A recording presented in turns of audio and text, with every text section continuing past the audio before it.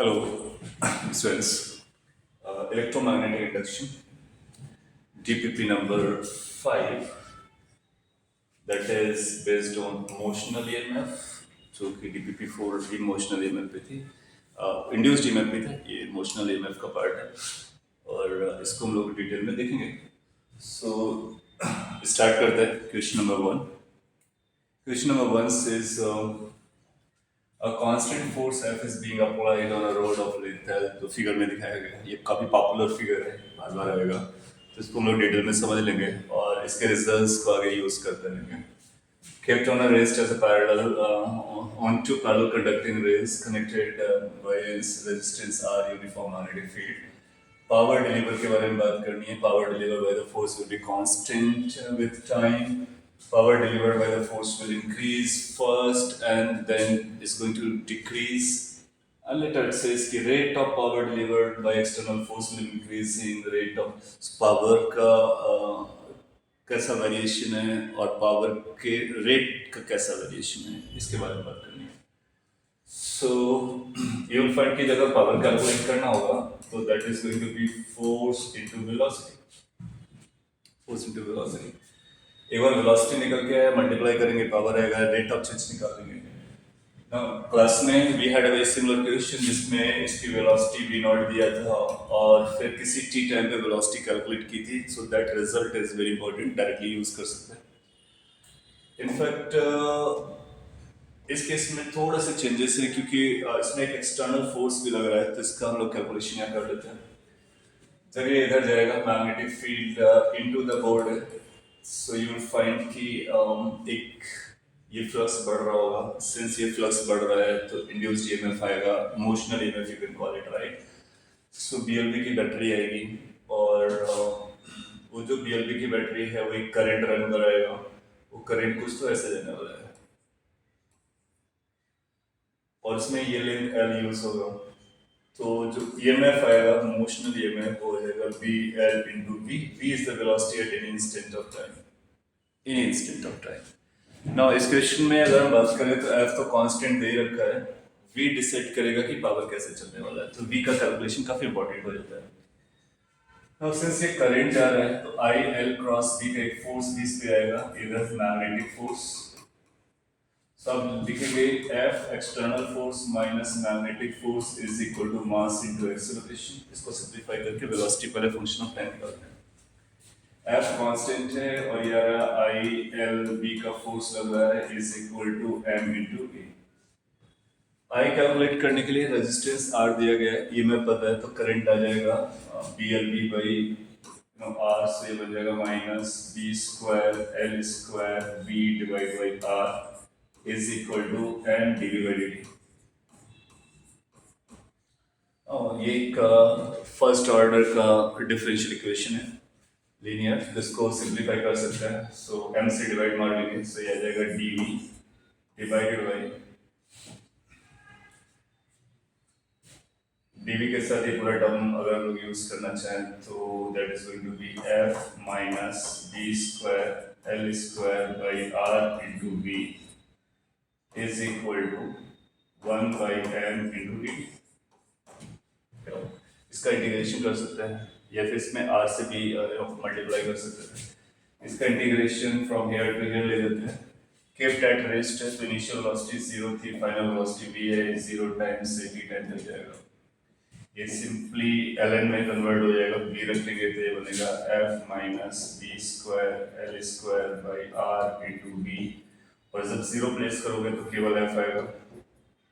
And this side you will find कि आ जाएगा. अच्छा, इसको जब इंटीग्रेट किया होगा तो v के फैक्टर से डिवाइड कर रहे होते हैं, तो इसमें हम लोग डिवाइड कर रहे होंगे जैसे minus B square L square by R से, और ये जाएगा t बाई m. इसको रीराइट करते हैं. ये किसी भी कांस्टेंट फोर्स के लिए फिर डायरेक्टली हम लोग यूज कर सकते हैं लेटर ऑन ना. So that turned out to be f minus b square l square b divided by r divided by f is equal to e raised to power, सारा कुछ e raised to power चला जाएगा, and e raised to power में आएगा minus b square l square by mr into t। यहाँ से अगर velocity निकाला जाए, velocity as a function of time, ये अपने आप इक्वेशन होगा velocity as a function of time, right. So velocity जितना अपने को दिख रहा है उसमें से f कॉमन आ जाएगा और ये टर्म आएगा तो F R divide by B square L square with in bracket 1 minus E raise to power minus B square L square by M R into T. काफी कॉम्प्लिकेटेड है बट इसको आप ऐसे याद रख सकते हो, v is equal to V naught 1 minus E raise to power T by tau और समथिंग लाइक दैट, है ना। तो ये वेलोसिटी का फंक्शन रहेगा जब कोई कांस्टेंट फोर्सेस को मूव कराया जाएगा, कांस्टेंट फोर्स से मूव कराया जाएगा। यू कैन वॉच की जो वेलोसिटी है ये एक्सपोनेंशियल फंक्शन है टाइम के साथ में, तो पावर भी एक्सपोनेंशियली चेंज कर रही होगी। इसको आप ऐसा लिख सकते हो, this v is equal to V naught 1 minus E raise to power minus T by tau, जहाँ पर टाउ टाइम कांस्टेंट का काम कर लेगा, वी नॉट इसकी पीक वैल्यू हो जाएगी। ऐसा एक्सप्रेशन आपने कई बार देखा होगा चार्जिंग ऑफ कैपेसिटर और ग्रोथ ऑफ द करंट, उसका यूज कर सकते हैं। अगर ये समझ में आया तो power delivered by the force will be constant with time, no. Power delivered by the force will increase first and then decrease, no. Look at this graph, t equal to 0 पे ये v नॉट है, t equal to 0 पे 0 velocity होगी। इसका graph आप जानते हो कि एक्सपोनेंशियली ग्रो करेगा और एक पर्टिकुलर वेलोसिटी को अचीव करेगा, तो पावर भी क्या करेगा, ग्रो करेगा और एक पर्टिकुलर वैल्यू तक पहुंच जाएगा। रेट ऑफ पावर कैसे चेंज होगा, तो इसका D A point D T निकाल देते हैं। अच्छा, D A point D Y D T तो वहाँ भी पता अपने को, सो यहाँ से अगर आप डी वाई डी टी निकालते हैं, D V Y D T, तो कि पावर के रेट ऑफ चेंज में यूज आएगा, तो यू विल फाइंड ये 0 हो जाएगा। इसका इसमें वर्जन कुछ तो आएगा, तो ये कुछ तो constant times E raise to power minus T by tau रहेगा। इसका मतलब है ये एक्सपोनेंशियली डिके करेगा, तो rate of change of power will be decay and so option C देता है rate of power delivered by the external force will increase continuously, no, that's a decreasing function, right? Rate of power delivered by the external force will decrease continuously, yes, so D option हमारा answer D option हुआ। लेकिन important point ये समझना है कि कैसे ये expression निकल के लिए क्या F R divided by B square L square within bracket 1 minus e raised to power minus B square L square by M R into T। Next is VACD is a fixed conducting smooth rail placed on a vertical plane। तो इसके बारे में बात हो रही है। ये figure अगले क्वेश्चन का तो बाद में डील करेंगे, ये फिगर इंपॉर्टेंट है, तभी इसको नहीं देखना है as of now।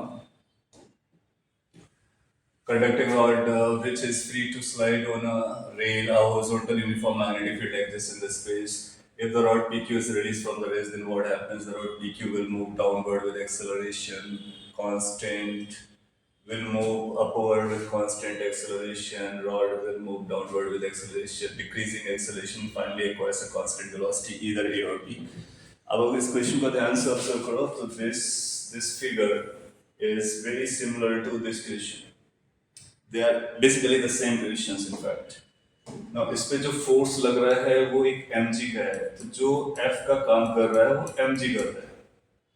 और अभी हम लोगों ने एक वेलोसिटी निकाली थी v is equal to V naught, जो कि F R divide by B square L square with in bracket 1 minus E raise to power minus B square L square divide by M R into T.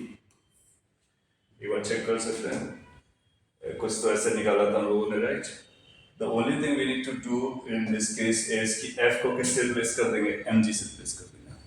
F को अगर mg से replace कर दिया तो velocity पता चल जाएगी, और इसका रेट ऑफ चेंज देखोगे तो आपको उसके एक्सेलरेशन के बारे में पता चल जाएगा, तो उसके एक्सेलरेशन के बारे में बात कर सकते हैं। तो इसका एक्सेलरेशन भी अभी थोड़ी देर पहले निकाला था, dv by dt the acceleration.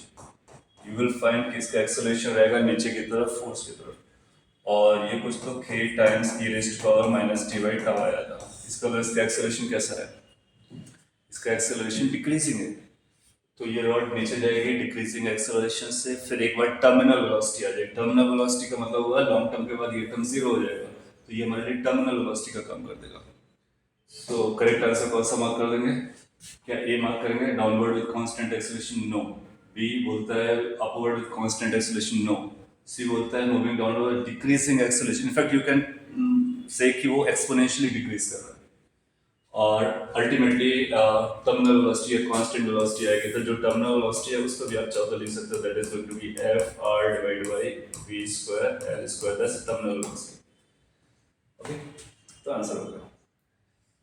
Question number 3. Question number 3 says a rectangular loop with a slide connector of length L is located in uniform magnetic field perpendicular to this figure. इसके लिए जो पुराना वाला फिगर था मैं read over करता थी। Magnetic induction भी है, connector has an electric resistance R, slider CT AP उनके अपने रेजिस्टेंस R1 R2 हैं। Neglecting self inductance of the loop, find the current flowing the connector during the its motion. Now, easy है। Look at this figure now, you need to focus on this. तो इस figure में एक resistance यहाँ पर, एक resistance यहाँ पर और एक कनेक्टर है, कनेक्टर मूव कर रहा है। तो इसको अगर मैं रफली फिगर बनाऊँ तो कुछ ऐसा है, we got a resistance over here, we got a resistance over here, और एक स्लाइडर है जो इस पर स्लाइड कर रहा है इधर की वेलोसिटी से और मैग्नेटिक फील्ड अप्लाई करता है, यूनिफॉर्म है। इसका नाम, इसका रेजिस्टेंस R1 है, इसका रेजिस्टेंस R2 है, इसका खुद का रेजिस्टेंस R है। और आपसे पूछा जा रहा है कि कांस्टेंट वेलोसिटी से मूव करने में करंट कितना फ्लो करेगा इस वाले पार्ट से। करंट निकालना है तो इसको इलेक्ट्रिक सर्किट में कन्वर्ट कर लेते हैं। This is equivalent to claim कि एक ईएमएफ होगा, आप ऊपर या नीचे को देखना पड़ेगा। उसके लिए आप ऐसा बोल सकते हो कि करंट, इस वाले पोर्शन की अगर हम लोग बात करें, इस वाले पोर्शन की टर्मिनल को से ड्रॉ करने के लिए, यहाँ का फ्लक्स कम हो रहा है। अगर यहाँ का फ्लक्स कम हो रहा है तो इस पर करंट जाएगी इस तरह से, और इस वाले पार्ट का फ्लक्स बढ़ रहा है तो इस पर करंट जाएगी अपोजिट डायरेक्शन में। सो अगर ये I1 पकड़ते हो या I2 पकड़ लो, इसका नाम I1 दे दो, तो यहाँ से टोटल करंट कितना जा रहा होगा, I करंट, ऐसा बोल सकते हैं। तो this is basically equivalent to say कि we are having this thing, ये रेजिस्टेंस स्लाइडर का है, ये ईएमएफ इंड्यूस्ड है, और ये इक्विवेलेंट R2 और R1 को इक्विवेलेंट ले लेंगे तो अपना ये बन जाएगा R1 R2 divide by R1 plus R2, parallel, you know, parallel combination. ना अगर ये पैरेलल कॉम्बिनेशन हो गया तो पूछेगा कितना करंट जाएगा। So you can easily find identify कि how much the current is. So current is going to be EMF divided by R plus R1 plus R2 divide by R1 R2 divide by R1 plus R2, basically equivalent को add कर देंगे। और जहाँ तक induced EMF की बात है वो कितना रहा होगा, वो BLV के बराबर हो जाएगा। So E is equal to B into L into V। Length आपको दे रखा है, वेलोसिटी दे रखा है, मैग्नेटिक फील्ड दे रखा है। सो करंट इलेक्ट्रिसिटी के साथ मर्ज करने के बाद अपना आंसर बता देंगे।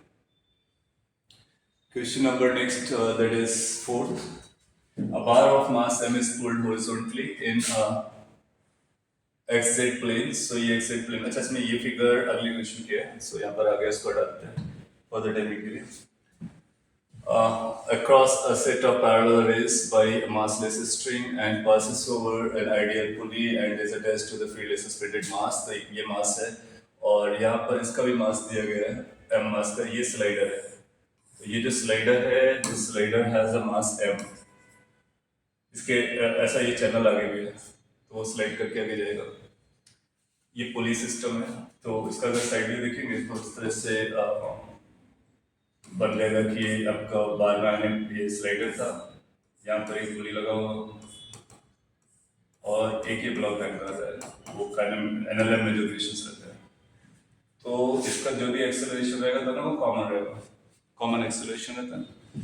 तो इसका एक्सेलरेशन की value in fact you must remember this will come out to be mg, या फिर directly g divided by this is going to be mg divided by m plus m। इसका एक्सेलरेशन हो जाएगा इस वाले सेटअप में अगर ये रहा होता। लेकिन यहाँ पर क्या है कि इसमें और ये फोर्स एक्ट कर रहा होगा तो उन फोर्सेस को भी लगा देते हैं। Now, जब ये चल रहा होगा then we can think of कि फ्लक्स बढ़ रहा है, उसको काउंटर करने के लिए करंट आएगी, you know, तो उसको काउंटर करने के लिए करंट ऐसे जाएगी इस वाले वायर में। ये अगर करंट गया तो I/L क्रॉस B का एक फोर्स लगेगा इस डायरेक्शन में, तो ये एक फोर्स और लगाना पड़ेगा जो कि मैग्नेटिक फोर्स है। तो यहाँ पर एक मैग्नेटिक फोर्स आ जाएगा FB का। अब इसको सॉल्व करना पड़ेगा अपने को। सो FB कितना होगा, कैलकुलेट कर लेते हैं। तो एफ बी की जो वैल्यू आएगी, force due to magnetic induction या magnetic field of motion, that is going to be equal to I L B, check किया तीनों परपेंडिकुलर है, यस, और I की वैल्यू B L B divide by R into B L, पुराना case, तो ये आ जा रहा है B square L square B divide by R, directly use कर सकते हैं। अच्छा, इस केस में आप अगर इसको सिस्टम लेते हो तो ये सिमिलर टाइप का क्वेश्चन हो गया जिसमें कंटिन्यूअस फोर्स लग रहा था, बट इसमें इस फॉर्मेट में तो इसकी जो इक्वेशन बनेगी वो ऐसा आ जाएगा, M G minus F B is equal to this thing total mass that is moving, that is M plus M into E, ये न्यूटन इक्वेशन हो जाएगा। और बस m को m प्लस एम से रिप्लेस कर दिया गया, ये कांस्टेंट फोर्स है और यही calculation we had in this particular case. और इससे पहले वाले केस में फोर्स की जगह अपने को f की जगह mg रख देना है और मास को चेंज कर देना है। तो we can borrow this calculation directly. अगर ये कैलकुलेशन लोग डायरेक्टली बोरो करते हैं, जिसने पूछा क्या find the horizontal speed as a function of time, exactly वही इक्वेशन, सो इसको इंटीग्रेट मार लो तो इसका वेलोसिटी का फंक्शन आ जाएगा, velocity is equal to F की जगह आपको लिख देना है एन जी, तो ये बन जाएगा N G R divide by नीचे था B square L square with in bracket 1 minus E raise to power minus B square L square divide by M plus M into, जहाँ पर मास तो वहाँ पे रिप्लेस करना है, राइट, आर इंटू टी, ये अपना आंसर है। और अगर आपको प्रॉपर्ली निकालना है, so just put the value of FB over here and then write A as dv by dt, integrate the way we did, simplify, you get the answer. तो काफी पॉपुलर है, बहुत सारे क्वेश्चन में फिगर है। ये जो फिगर है वो नेक्स्ट क्वेश्चन के लिए जाएगी, तो पढ़ते हैं नेक्स्ट क्वेश्चन, ये भी अच्छा क्वेश्चन है। Two parallel long smooth conducting rays separated by a distance L are connected by a movable conducting connector of mass M. Terminals of the rails are connected by the resistance R, दूसरी तरफ एक capacitor लगाया है, uniform magnetic perpendicular to the track दे रखा है, constant force से drive किया जा रहा है, so little changes, speed connector के as a function of time बताना है, if the force F is applied at equal to 0, also find the terminal velocity। तो पहले तो ये फिगर को कॉपी करते हैं, ये जो फिगर दिख रहा है अपने को, बीच में एक स्लाइडर है, एक तरफ रेजिस्टेंस है, तो एक ये रेजिस्टेंस है, यहाँ पर एक कैपेसिटर है और बीच में आपने बैटरी भी लगाया है, एक स्लाइडर लगाते हैं। इस स्लाइडर को किसी एक डायरेक्शन में मूव कराते हो, magnetic field into the plane है, ऐसा कुछ तो है ना। और इनिशियली फोर्स आपने लगाना स्टार्ट किया है, तो ये जो फिगर दिखा रहा है वो फोर्स का है। स्पीड कुछ तो बोला था इसमें, find the horizontal speed of this b is constant and is along y plus y direction, वो तो उसका डायरेक्शन इसको देते हैं b। सो जो फोर्स लगाया गया ये फोर्स है, ऐसा है r है और ये c है। सिचुएशन समझे, उस फिगर को यहाँ पे ड्रॉ कर लिया गया, t इक्वल टू 0 पे लगाया गया और उससे पहले ये रेस्ट रहा हुआ v निकालना अपने को, तो कैसे हैंडल करेंगे, अगेन करंट के बारे में बात कर लेते हैं। सो ये मैग्नेटिक फ्लक्स कम हो रहा होगा तो इस पे करंट ऐसे जाएगी इस तरह से, कॉल इट एज I1, और ये बढ़ रहा होगा, सिंस ये बढ़ रहा होगा तो इसको काउंटर करने के लिए करंट ऐसे जाएगी I2, टोटल करंट ऐसे जाएगी I, फोर्स लग रहा होगा, वेलोसिटी चाहिए किसी भी टाइप का, इसकी वेलोसिटी लेंथ से v हो जाती है, इसका मास m दिया होगा, लेंथ वगैरह दिया होगा अपने को ना, उन सबको यूज कर लेना। और स्पीड के बारे में बात करनी है, फिर टर्मिनल निकालना है, वेरी सिमिलर टाइप के क्वेश्चंस बनने वाले हैं। Now L क्रॉस B जब आप लगाओगे तो L क्रॉस B का एक फोर्स इधर लगने लगेगा, मैग्नेटिक वाला। इक्वेशन कुछ ऐसा जाने वाली है, F external constant force minus magnetic का force is equal to mass into acceleration, Newton's law. F force is a constant, इसके बारे में बात करते हैं। ये बन जाएगा आपका I L B is equal to M. जहाँ तक I की वैल्यू पता करने की बात है तो I को कैलकुलेट करेंगे, I कैलकुलेशन यहाँ करते हैं, ठीक है। सो उधर है NLM और इधर current electricity, so I is going to be as per the Kirchhoff I1 plus I2, now I1 को लिखते हैं। I1 क्या आएगा, ये BLV का EMF है, इसका रेजिस्टेंस नहीं है, राइट। सो अगर ये BLV का है तो इसके अकॉर्डिंग यहाँ पर एक करंट चल रही होगी I1। I1 की जो वैल्यू आएगी that is going to be BLV divided by R plus capacitor में कितना करंट चल रहा होगा ये देखना है, I2। तो जो करंट आया वो Q बाई C आता है, तो उसको हम लोग अलग से निकाल देते हैं। देखो Q जो आएगा कैपेसिटर में that is going to be BLV divided by Q is equal to C into V होता है, राइट। तो this into C into V होता है। Now, so I2 will be basically dq by dt।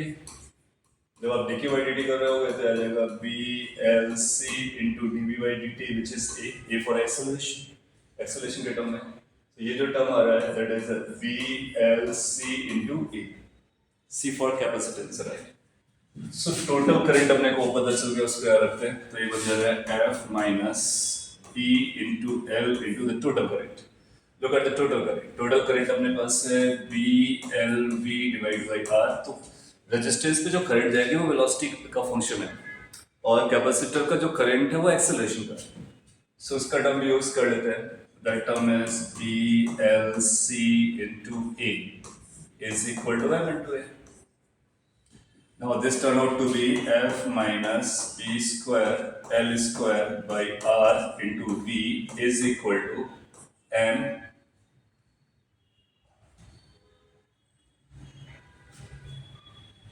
so ये जो M आने वाला है प्लस माइनस का एक बार चेक करना पड़ेगा प्लस माइनस कैसे जाने वाला है। तो अगर ये करंट ऐसे जा रहा है तो आप पाओगे कि ये प्लस रहा होगा, और I1 प्लस I2 के डायरेक्शन वेरीफाई करते हैं। ये फ्लक्स आपका अंदर जब ये इधर जाएगा तो अंदर जाने वाला फ्लक्स कम रहा होगा, तो उसको सपोर्ट करने के लिए आया। इसका फ्लक्स बढ़ रहा था तो उसको अपोज करने के लिए सही है। सो अच्छा ये माइनस था तो माइनस ही होगा, ये माइनस इसके साथ जाएगा, जब उस साइड जाएगा तो ये प्लस हो जाएगा। तो M plus B square L square into C into A।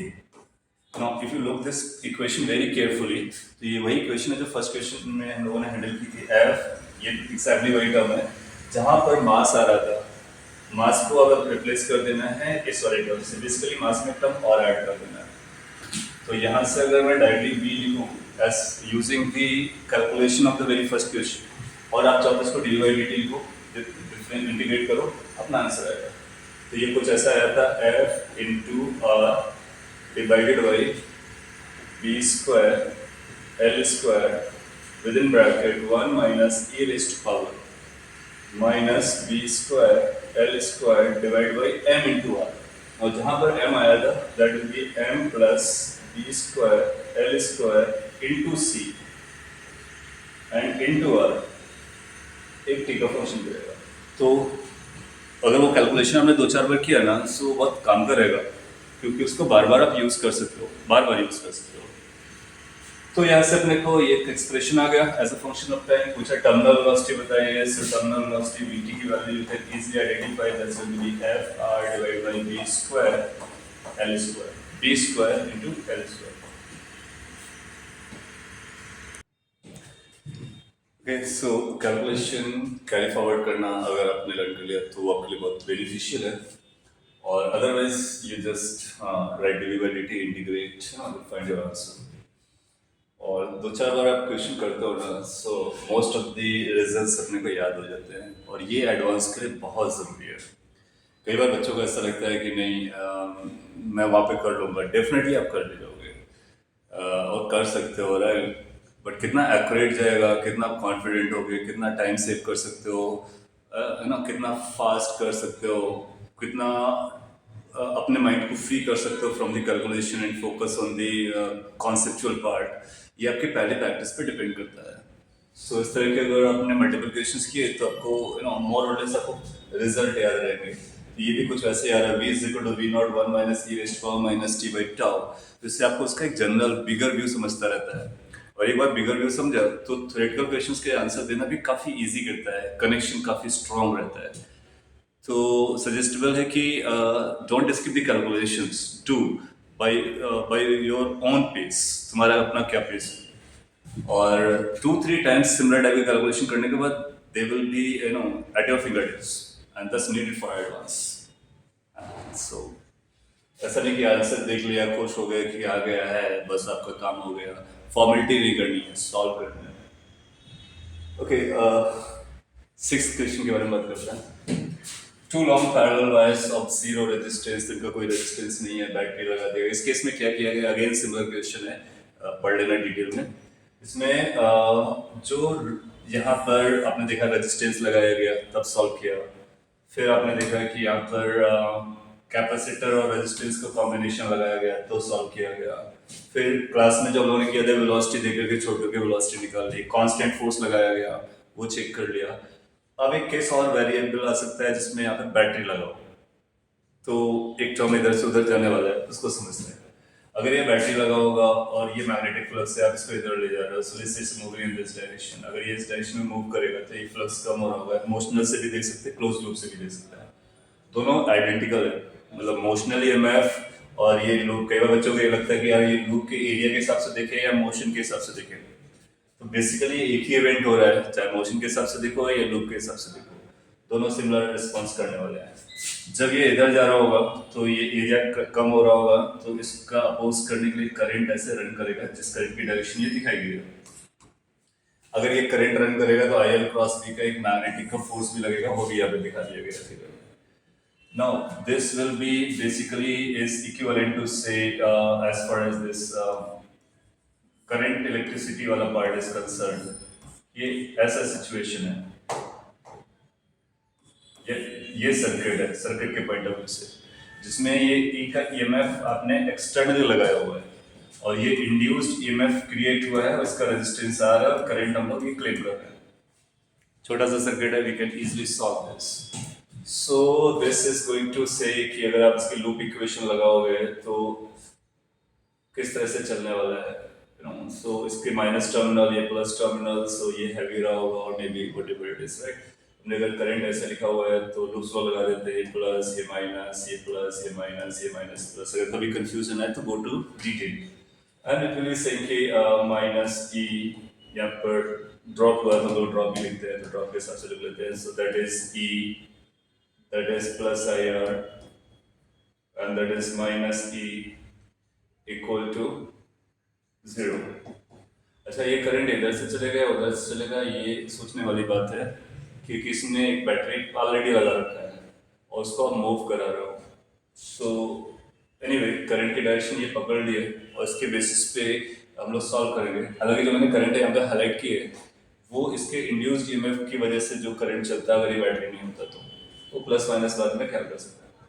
Anyway यहाँ से आई की जो वैल्यू आ रही है that is E minus E divide by R आ जाएगा।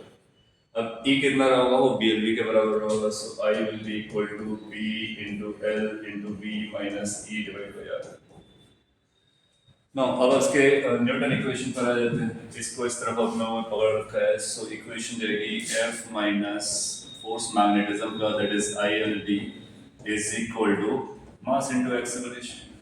आई की डेफिनेशन थोड़ी सी चेंज हुई है, तो उसका ख्याल करना है। सो आएगा एफ माइनस आई के वैल्यू ऐसे रखेंगे, ये बन जाएगा B square L square divide by R into B, the whole term. एक और टर्म आएगा प्लस, ये माइनस वो माइनस प्लस हो गया है, that is going to be B into L into E divide by R. So this is equal to m into p. Now ये जो टर्म है उसके साथ ऐड अप हो जाएगा, है ना।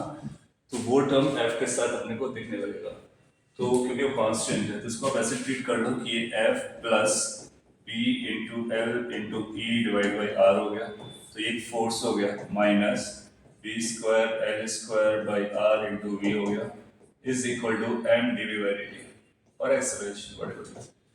क्या फिर से हम लोग वही एक्सप्रेशन को कॉपी पेस्ट कर सकते हैं, जहां पर फोर्स लिखा था फोर्स के टर्म में, फोर्स के प्लेस पे ये टर्म लिखना स्टार्ट कर देंगे।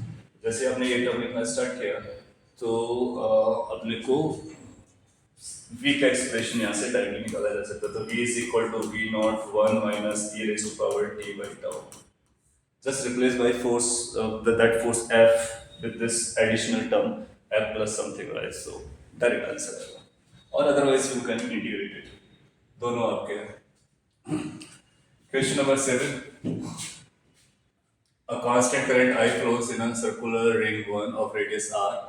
A second ring 2 whose radius small r is much smaller than that of first is moving with a constant velocity v along the axis in such a manner that the plane of the ring 1 and 2, ring 2 is remains parallel to the plane of the ring. मतलब plane parallel है, चल रहे हैं along the axis है.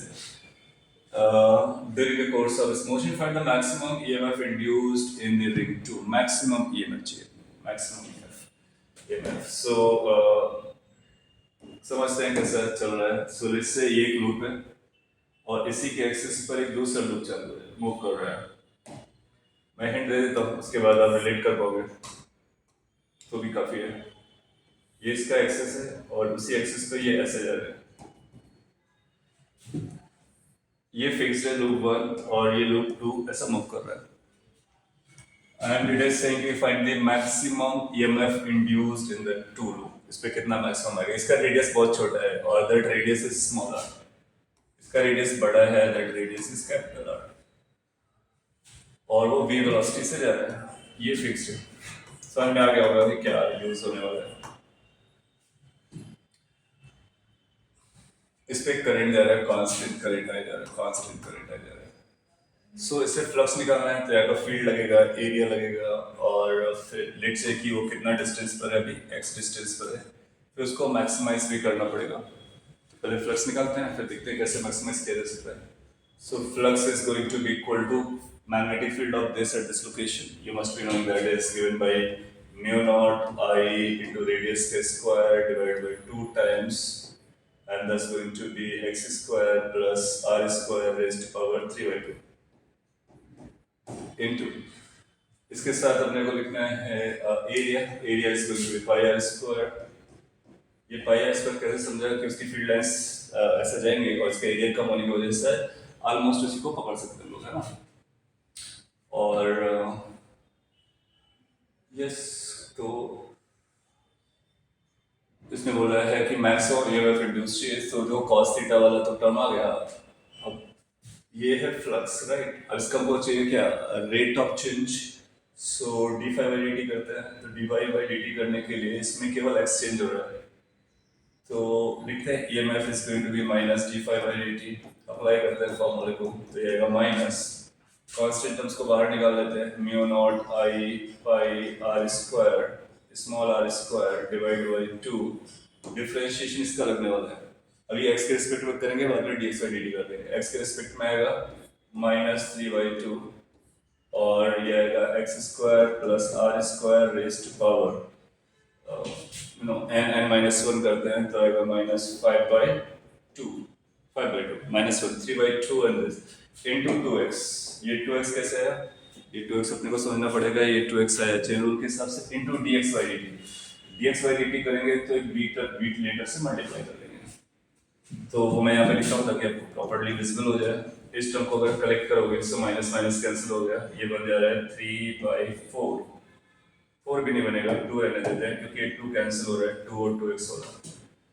This into mu naught pi are square x into we.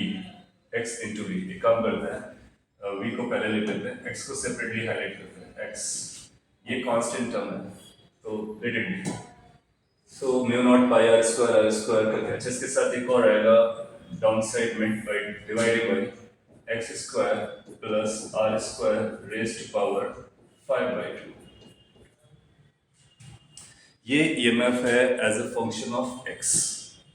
अब आपको चाहिए कि ये मैक्सिमम कब बनेगा. तो मैक्सिमाइज करने के लिए उसने x नहीं बताया, तो क्या मैक्स पता कर सकते हैं. अगर ये छोटा सा मैथमेटिकल एस्पेक्ट आपके ऊपर छोड़ दिया है.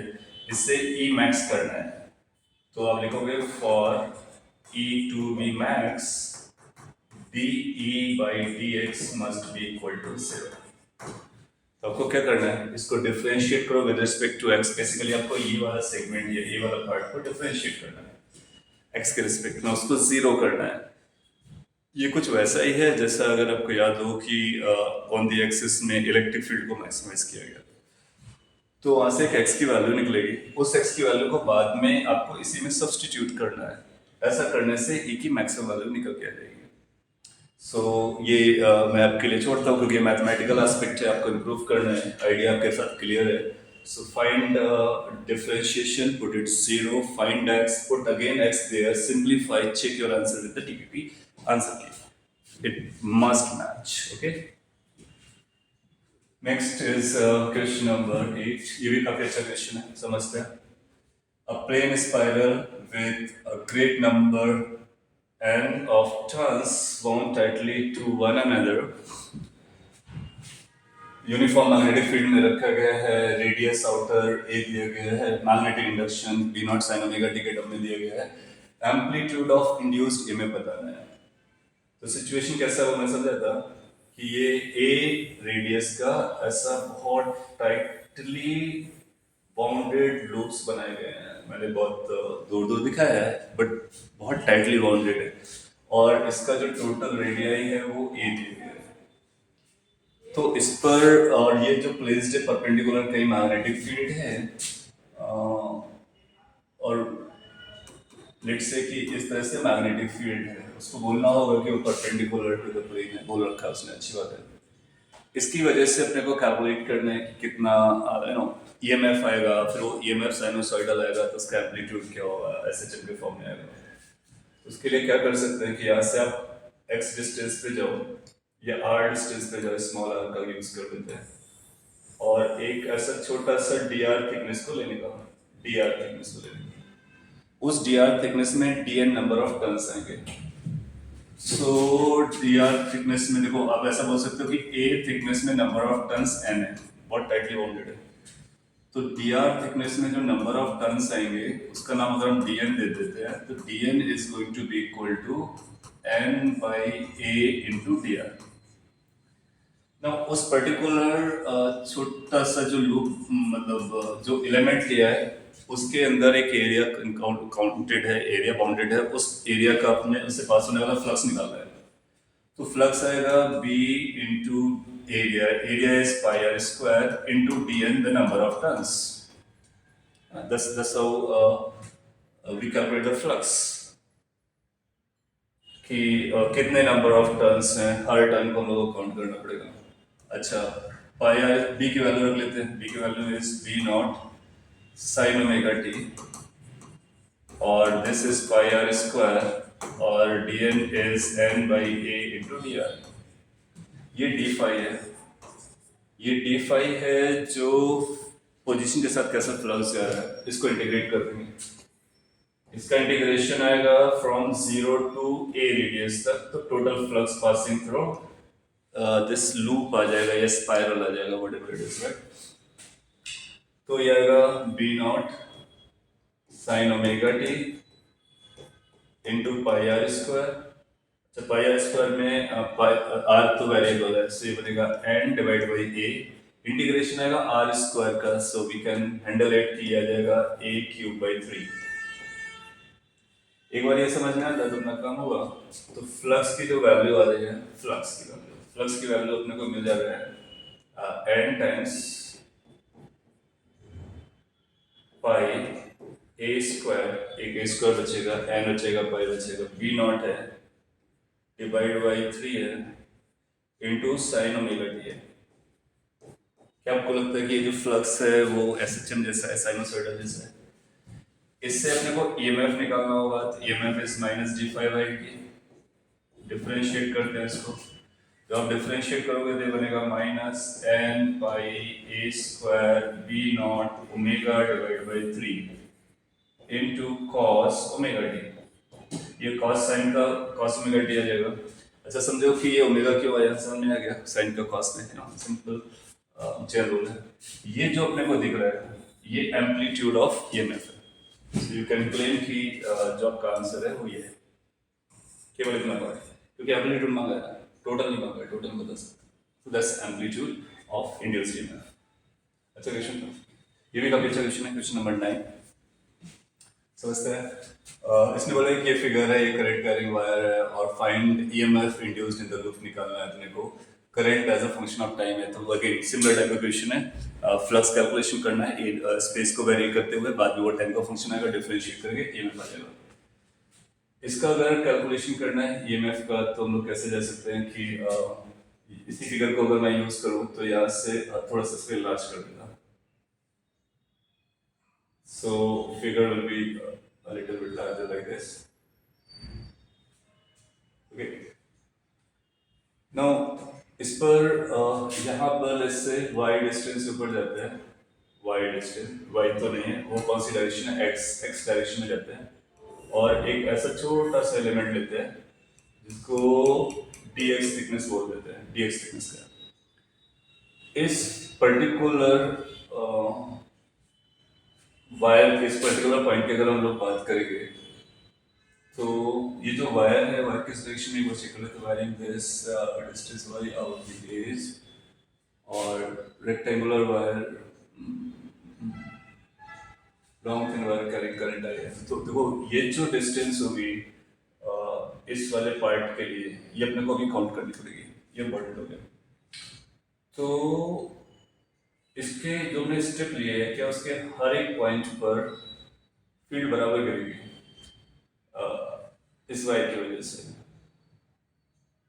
वो अगर हम लोग कैलकुलेट कर पाए तो बेटर है, या फिर इसको z डायरेक्शन में होल्ड करते हैं। हाँ, इसे थोड़ा सा चेंज कर देते हैं क्योंकि इसका फील्ड निकालना थोड़ा सा भारी पड़ेगा इसका बिल्ड। तो z डायरेक्शन में चलते हैं क्योंकि वायर के अलोंग फील्ड बराबर रहती है।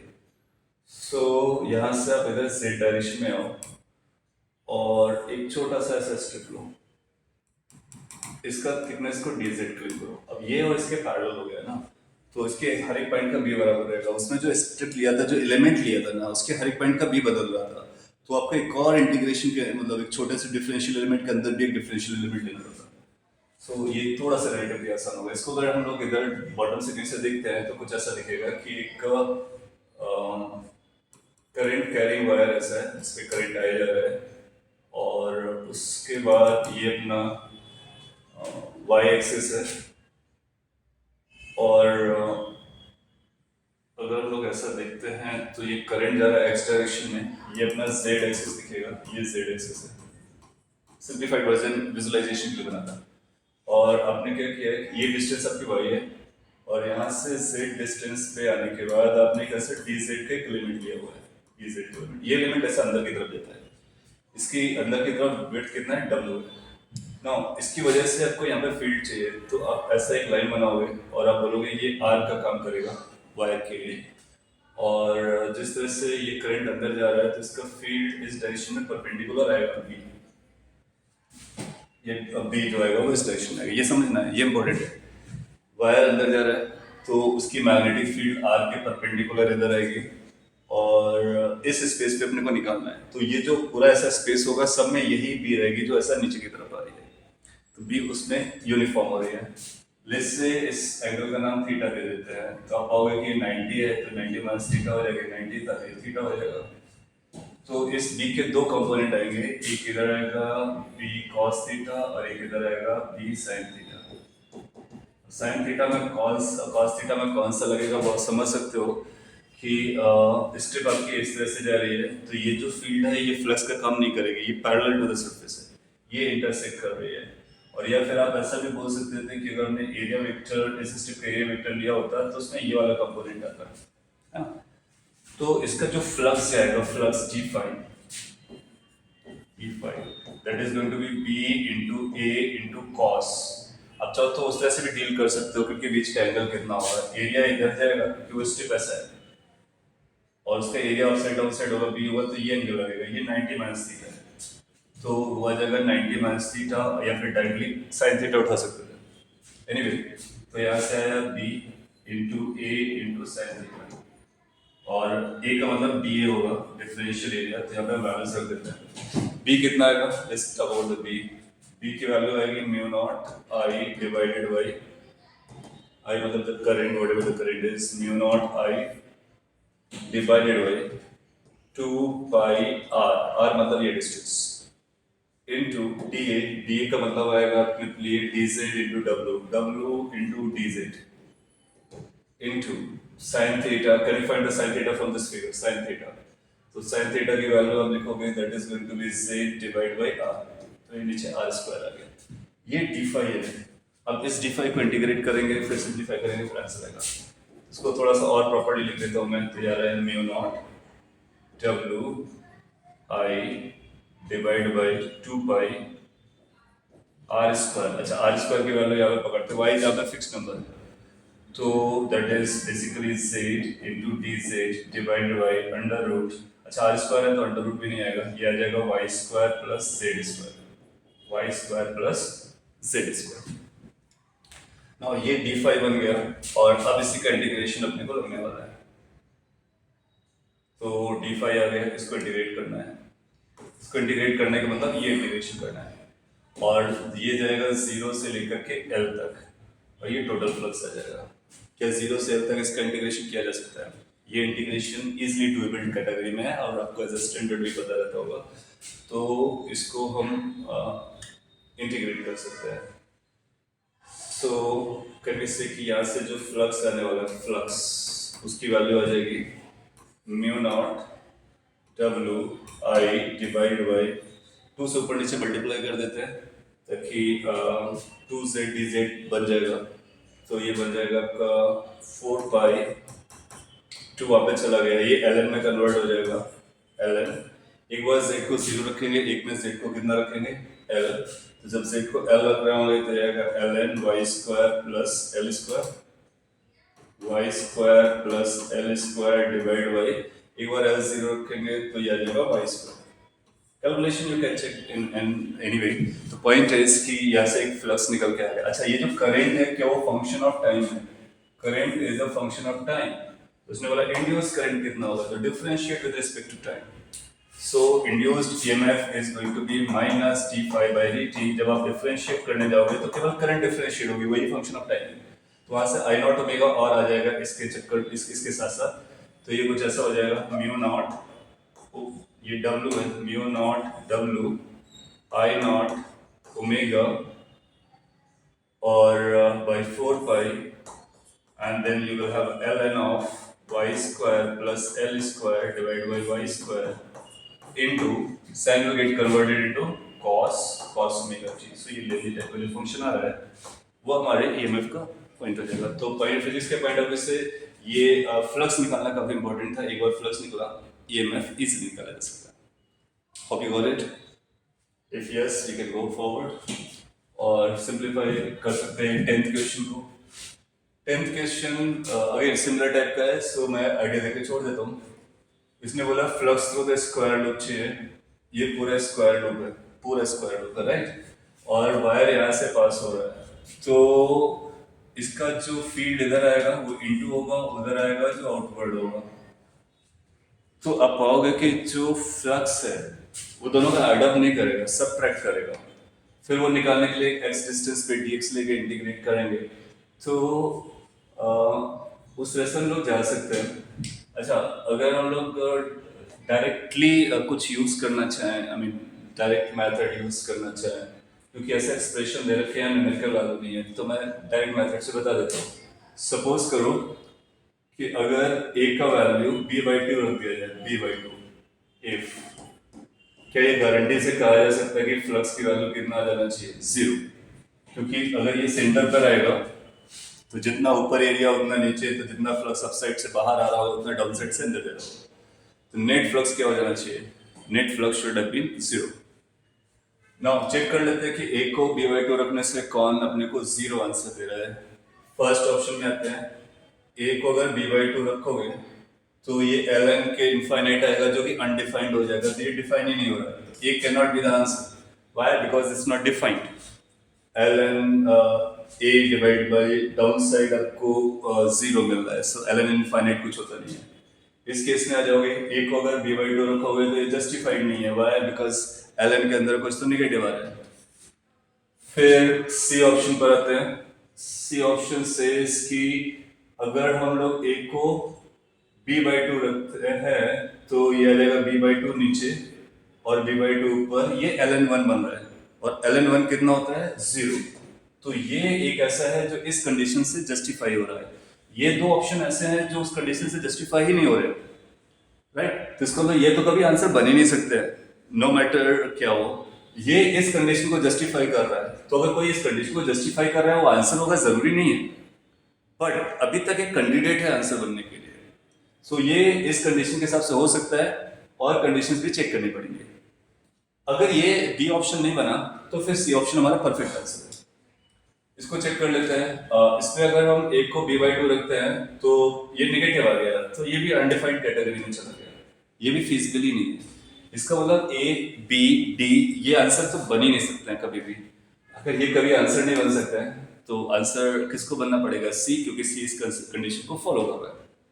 तो ऐसे क्वेश्चन हम लोग डायरेक्ट मेथड को भी हिट कर सकते हैं कि जिसमें यूल फाइंड के चार ऑप्शन में से तीन एलिमिनेट कर लिए तो चौथा आंसर होता है। ये भी एक अच्छा टेक्निक है, बट एक लेवल के बाद ये ना।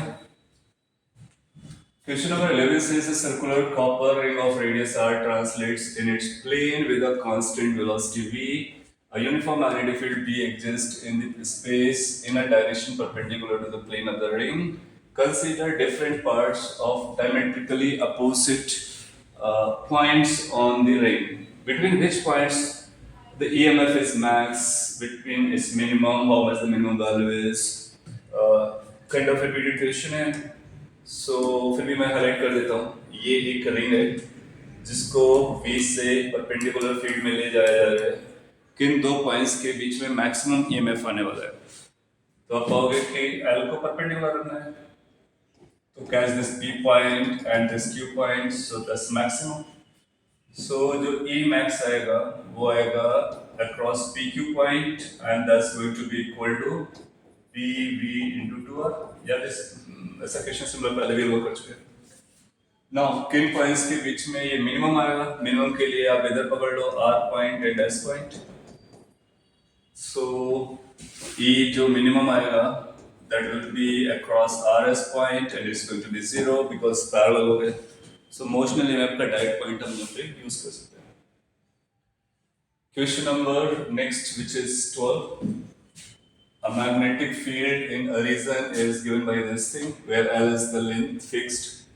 Conducting rod of length L is along the y direction. So ये एक y direction है और इसमें L length का एक rod है और magnetic field भी इसी direction में लगा हुआ है। Magnetic field इस direction में नहीं है, ये y direction है। Magnetic field let's say k cap outward अगर हम लोग लेते हैं तो ये outward में B है, B की direction outward है, but ये variation इधर है।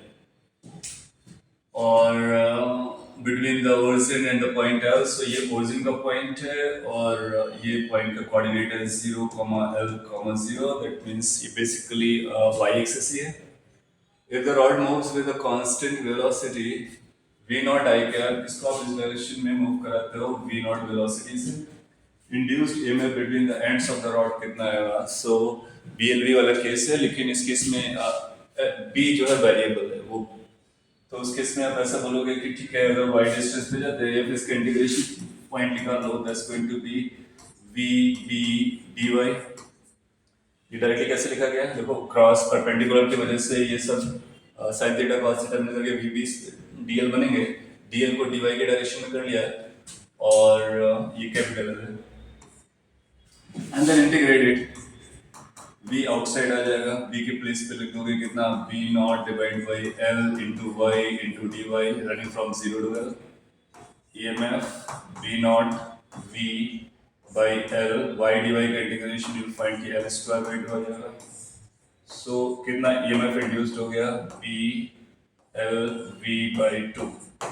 v का मतलब v नॉट लगा लो क्योंकि v नॉट कैसा है कांस्टेंट, तो v naught will be there.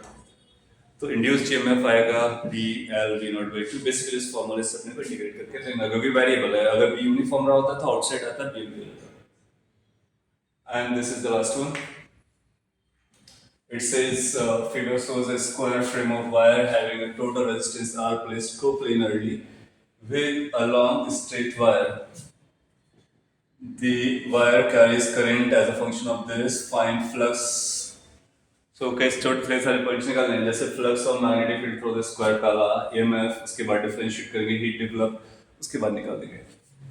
तो सॉल्व करने का ये स्टैंडर्ड में आ जाता है, कई बार बच्चे याद रख लेते हैं, आप भी याद रख सकते हो, क्लास में भी किया है, बट एक बार फिर भी कर देता हूँ। एक्स डी एक्स पे चले जाओ, यहाँ पे एक डी फाई आएगा, डी फाई की जो वैल्यू आएगी उसको लिखेंगे बी, मैं डायरेक्टली लिखता हूँ mu naught I divide by 2 pi x into area, square है इसलिए एरिया ए डी एक्स आ जाएगा, बाकी कुछ है नहीं, इसका नंबर ऑफ टर्म हुए हैं, सिंगल है, इसको इंटीग्रेट मार दो, तो जो फ्लक्स आता है that is mu naught I A divide by 2 पाई, और ये बनेगा एल एन, लिमिट्स लगा दोगे कहाँ से कहाँ तक, इसका लिमिट जाएगा b से लेकर के a प्लस बी तक, x की वैल्यू b से a प्लस बी तक है, तो ये निकल के आता है a plus b divide by b, ये आपने निकाला होगा as a standard formula, directly याद होगा तो और भी अच्छी बात है। अगर ये फ्लक्स आ गया तो ये current as a function of time दिया गया है, सो करंट की वैल्यू प्लेस कर देंगे ये जो दी गई है। पहला तो पार्ट हो गया फ्लक्स, या फिर फ्लक्स को प्रॉपर्टी लिख दूं मैं तो ऐसा आएगा, flux is equal to mu not a I naught sine omega t divided by 2 pi into l N A plus b divide by t, making sense? Okay, तो ये पहले पार्ट का आंसर हो गया। सेकेंड पार्ट पे आ जाते हैं। Second part बोलते हैं ये मैं बताइए, so just do minus D phi by D, केवल साइन ओमेगा टी डिफरेंशिएट होगा तो आएगा minus mu not a I not omega by 2 pi L N A plus B by B into cos omega T. So ये अपना EMF की value हो जाएगी। ए और बी हो गया। सी बोलता है heat develop in the frame in time between 0 to this thing, कितना हीट डेवलप होगा उसके लिए आप एक छोटा सा काम करना पड़ेगा कि हीट जो डेवलप होती है वेरिएबल केस में, that is integration I square, कौन सा करंट जो इससे आएगा इंड्यूस करंट, तो आई से मत जाते वरना आप कंफ्यूज हो जाओगे, V square by R, so V square by R, R for resistance, resistance उसको देना पड़ेगा, total resistance is small R, small R है तो स्मॉल आर होगा, so R that's power into dt and integrate from where to where, 0 से लेकर के 20 pi by omega. इसको अभी सिंप्लीफाई किया जा सकता है, अगर ध्यान से देखो तो जो 10 टाइम पीरियड का पूछ रहा है तो एक टाइम पीरियड का निकाल करके हम उसको 10 से मल्टीप्लाई भी कर सकते हैं, और ई स्क्वायर मतलब इस टर्म का स्क्वायर करोगे ये सब ऐसे स्क्वायर आ जाएंगे, इसमें कॉस स्क्वायर आएगा, कॉस स्क्वायर का अपना इंटीग्रेशन करना है, लिमिट लगाना है, सिंप्लीफाई करना है, परफेक्ट आंसर आपको मिलेगा। सो ये डीपीपी 5 थी जो कि एक अच्छा डीपीपी था, इसमें काफ़ी डिटेल में क्वेश्चंस को हैंडल किया गया, क्लियरली इनको आपको सॉल्व करना है, रीसॉल्व करना है, और कैलकुलेशन से यूज टू होना है, ये बहुत ज़रूरी है एडवांस को लेकर के। मेन के लिए केवल कॉन्सेप्ट भी समझता है तो काफ़ी है, बट एडवांस के लिए कैलकुलेशंस की practice multiple time is needed. So I am hoping that you are going to do. Thank you.